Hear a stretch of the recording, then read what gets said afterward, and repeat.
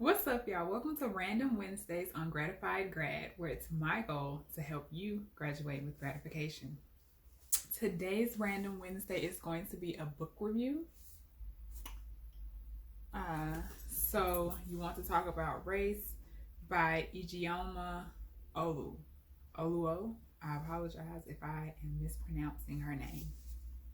She is an African American author, and she talks about race. And stick around until the end if you would like a pro tip on how you can get books like these that are very valuable to, adding to your educational experience and your thought process. And I will tell you that at the end.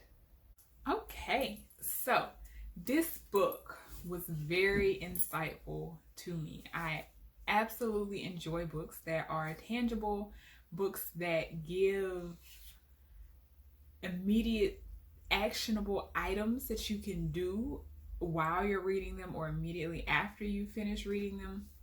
And so this book was really good for that. I will say that it is written, it's clearly written for a wide audience. But for me, it was interesting to read someone who was speaking from my perspective.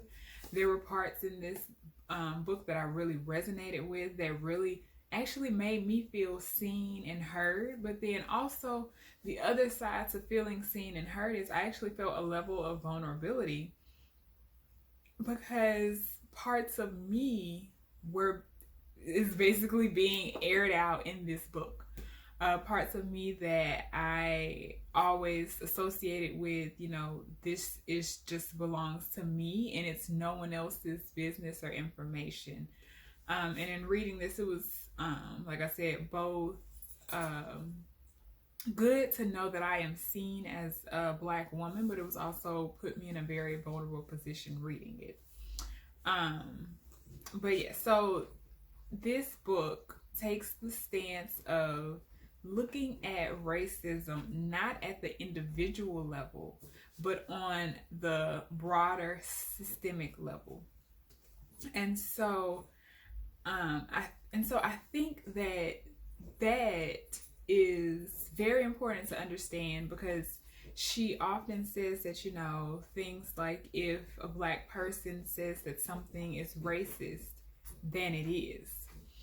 And for me, that was a little bit of a tough thing to just accept. Of course, accept in the terms of this, me reading this book, because I don't know. I don't personally have that standpoint of thinking that everything comes from a racist perspective, but I completely understand when she clearly defines that racism is not an individual thing, it is a systematic thing. So everything that she goes about in this book is from the basis of racism being systematic. And so a couple of things that stood out to me is, let's see, I took notes while reading it, so I'm gonna see if I can catch any notes. So there is a section about a chapter called "Why Am I Always Being Told to Check My Privilege?" And this was very interesting because, and to quote a portion of a sentence here, privilege has to come with somebody else's disadvantage. And that has been a bit of a struggle for me, because I think everyone should be able to have access to the things that they want. Now, we can get into a whole nother discussion about, people who want things or ask for things that they really don't want. They take things just because. But I feel like everyone should be able to access the things that they want, the things that they need.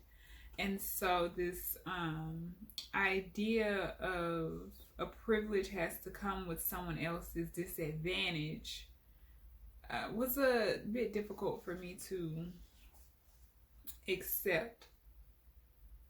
But it is a very true statement in this society. She goes through how to check your privilege. And then she also goes into talking about how every individual has a certain level of privilege. And it was really interesting for me to think about my own privilege. I know that I am privileged. The fact that I am getting my PhD, the fact that I can just start a YouTube channel and it not be too difficult. I mean, I know I don't have the highest quality of things, but there are some people who don't have the ability to even have internet access like I do. And so I definitely recognize that I do have a level of privilege, and I recognize there are people who have more privilege than myself. I understand where those things lie, but it's really important to recognize your privilege and pay attention to those things. Another portion that stood out to me. So this was a statement from one of her experiences where she says, "What if I fit in less than I did at school? I almost didn't go, but the lure of possible scholarship helped strengthen my resolve." And this really stood out to me because, and it's a part of the chapter, What are microaggressions?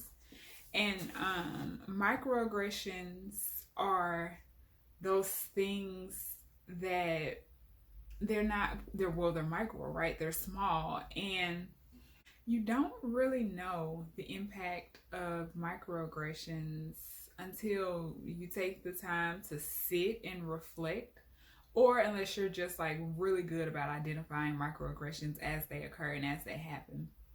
But microaggressions accumulate, and they then go on to subconsciously play a role in the decisions that we make. And so if you're always getting the message that you don't belong somewhere, whether it's people telling you you don't belong, people not looking like you wherever you're going, that is going to play a big role in your decision making. And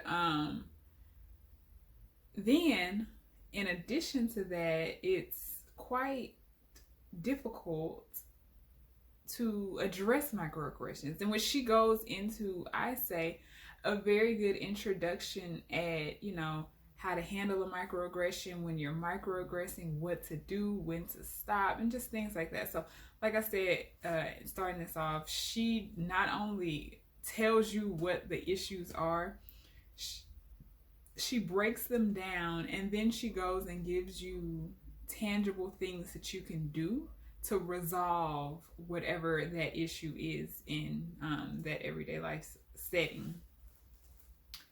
But there's been plenty of times where I have wanted to count myself out of something, or wanted to not do something because of microaggressions that have influenced my decisions. And I resonate with her in that, sometimes the fear of not doing the thing wins out over the microaggressions. That is not always the case. I honestly can't think of a moment right now that I can think of where it didn't win out, but it happens. And if it's happening to me, if it's happened to her, I know that it's happened to a number of you out there. And so just overall, I think this is a good place to start.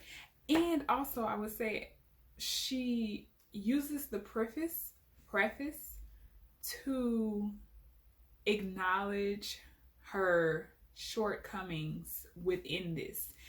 one book is not going to explain racism. One book is not going to give all of the answers to the problems in our society, but it is a really good start. So if you have the ability to get access to this book, I definitely suggest reading it. If you are still watching, thank you. I really appreciate you for sticking around for this entire video and hearing my book review on So You Want to Talk About Race. The pro tip that I wanted to share is communicating and being in a relationship with the administrative staff and administrative unit within your college can be very beneficial. So I was able to get this book for free because I communicate with the diversity and inclusion associate dean for my college, and just in conversation with her, we were talking about speakers and books, and she said that they might have had a couple of extra books on hand, and she would get back to me if they did. Well, lucky for me, they did, and I was able to get a copy of the book. This is probably the second or third book that I've gotten for free just by having a relationship with different people in different units across the Penn State, actually. So networking and building those relationships with people outside of your immediate field is very beneficial, can be very helpful to you. And, you know, it's always good to have multiple people to communicate with and to talk to whenever you're going through anything, or just if you have any questions in general.